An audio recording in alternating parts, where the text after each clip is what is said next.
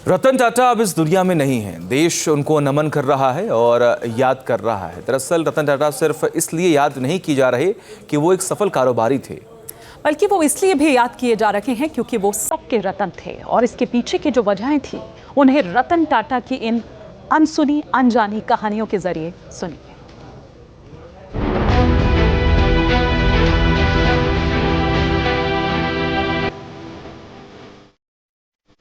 रतन टाटा दयालु भी थे लेकिन बेहद निर्भीक भी।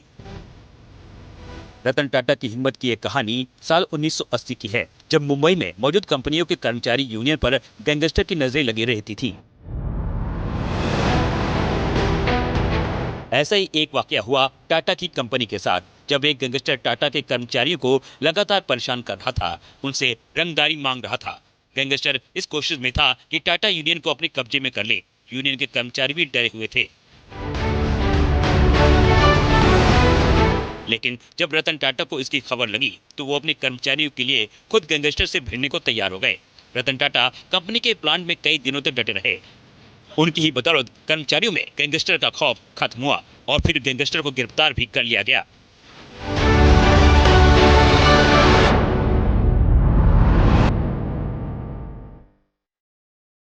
रतन टाटा अपने दो डॉग टेंगो और टीटू से बहुत लगाव रखते थे। ये दोनों डॉग हमेशा उनके मुंबई वाले घर में साथ नजर आते थे।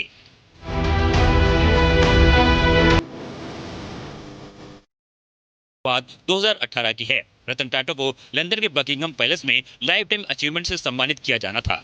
रतन टाटा ने सम्मान हासिल करने के लिए अपनी मंजूरी भी दे दी। उन्हें ये सम्मान खुद उस वक्त प्रिंस चार्ल्स देने वाले थे, लेकिन सम्मान समारोह से ऐन वक्त पहले टेंगो और टीटो में से एक पेट डॉग बीमार हो गया। अपने बीमार डॉग की देखभाल करने के लिए रतन टाटा लंदन नहीं गए। इतना ही नहीं, उन्होंने खुद के लिए लाइफ टाइम अचीवमेंट अवार्ड हासिल करने की बजाय अपने बीमार पेट डॉग के साथ वक्त गुजारना ज्यादा मुनासिब समझा।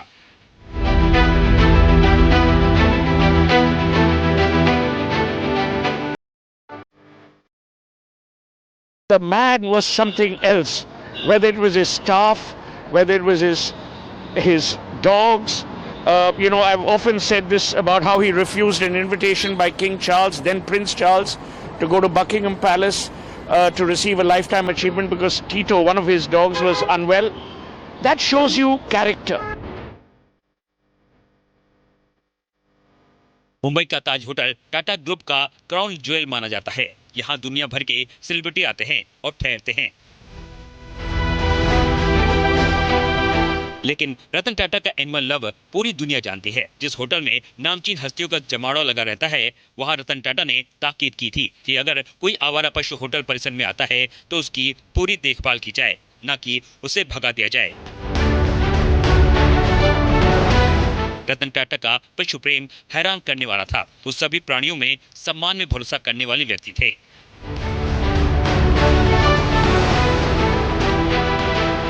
रतन टाटा की देशभक्ति का कायल हर एक हिंदुस्तानी है। ताज होटल पर 26/11 के आतंकी हमले के बाद होटल की मरम्मत के लिए टेंडर निकाला गया।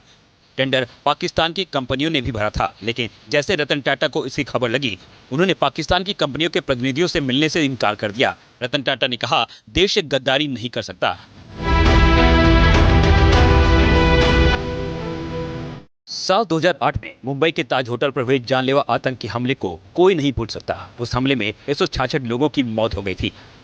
आतंकी हमले में ताज होटल के कर्मचारियों और उनके परिवार को भी मुसीबतें उठानी पड़ी थी, लेकिन रतन टाटा उनकी मदद के लिए आगे आए। 20 दिन के अंदर सबको मुआवजा दिलाया और उनके बच्चों की पढ़ाई का जिम्मा भी उठाया। ताज होटल के आसपास रोजगार चलाने वाले छोटे कारोबारियों की भी मदद की।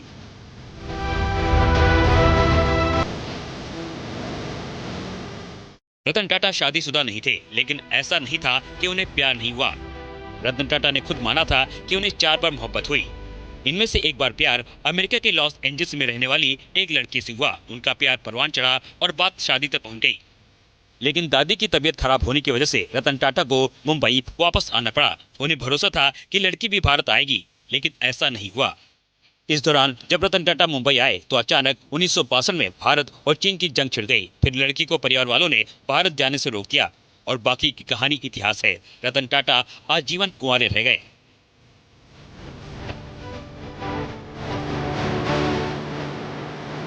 रतन टाटा जितनी अपनी सहृदयता के लिए लोगों के बीच लोकप्रिय थे, अपने काम को लेकर वो उतने ही पेशेवर भी थे।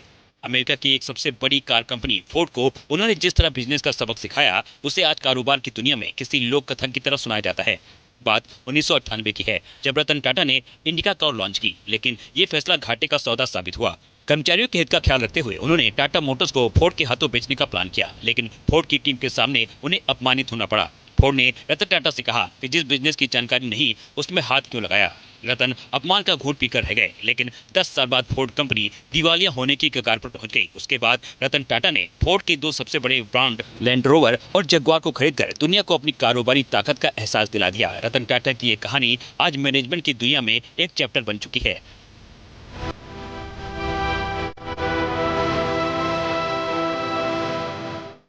रतन टाटा महज फायदे के लिए कारोबार नहीं करते थे, बल्कि उनकी कंपनी प्रोडक्ट से आम लोगों को किस तरह सुविधा हो, इसका ख्याल रखते थे। मसलन टाटा नैनो की कहानी सुन लीजिए। एक बार रतन टाटा ने बारिश में भीगते 4 स्कूटर सवारों को देखा। उन्हें देखकर रतन टाटा परेशान हो उठे। फिर उन्होंने अपने इंजीनियर से भारत की सबसे सस्ती कार की डिजाइन करने को कहा, और इस तरह आम हिंदुस्तानियों की लकटकिया कार नैनो वजूद में आई। अपनी कंपनी के कर्मचारियों के साथ जो कनेक्ट रतन टाटा का था, वो दूसरे किसी भी इतने सफल उद्योगपति में नहीं देखा गया। ये कहानी साल 2004 की है, जब पुणे में टाटा मोटर्स के एमडी की तबीयत बिगड़ गई।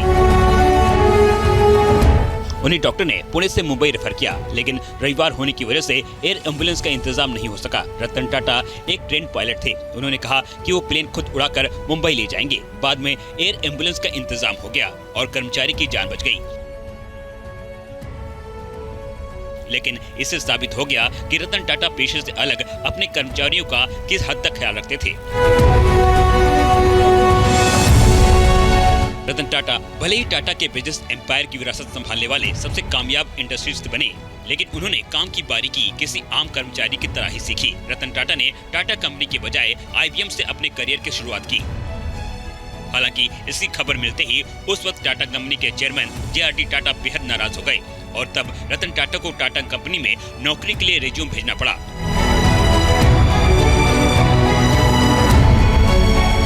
लोग कहते हैं कि रिज्यूम उन्होंने IBM के दफ्तर में एक पुराने टाइपराइटर से बनाया था। रिज्यूम देखने के बाद ही JRD टाटा ने रतन टाटा को टाटा कंपनी में नौकरी दी। रतन टाटा 21 साल तक टाटा सन्स और टाटा ग्रुप्स के सर्विस सर्वा बने रहे। इस दौरान टाटा कंपनी ने 100 से अधिक मुल्कों में अपनी जगह बनाई। हालांकि खुद रतन टाटा सादगी का प्रतीक बने रहे।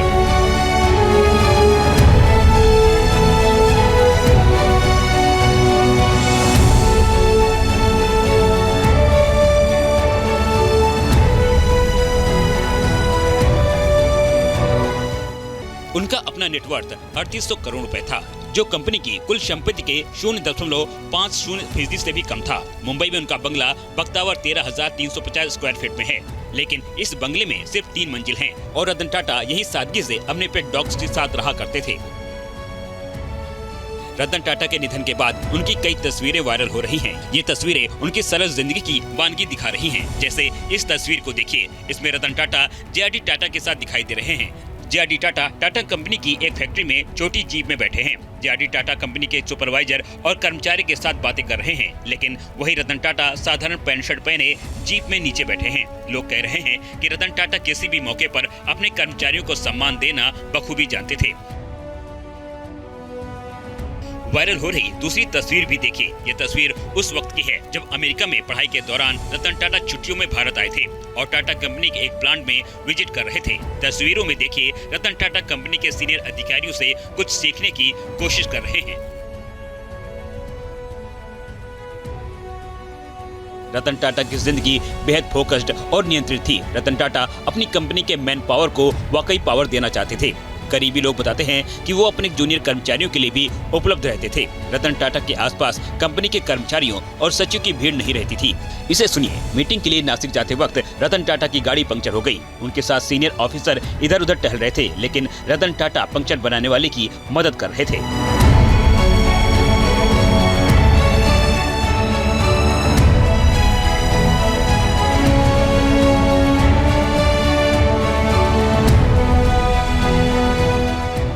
रतन टाटा ने टाटा समूह में साधारण कर्मचारी की हैसियत से काम सीखा था।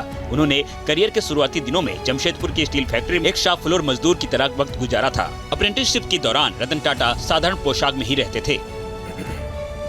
न्यूज नेशन अब व्हाट्सएप पर खबरों के ताजा अपडेट के लिए न्यूज नेशन के इस QR कोड को स्कैन करें।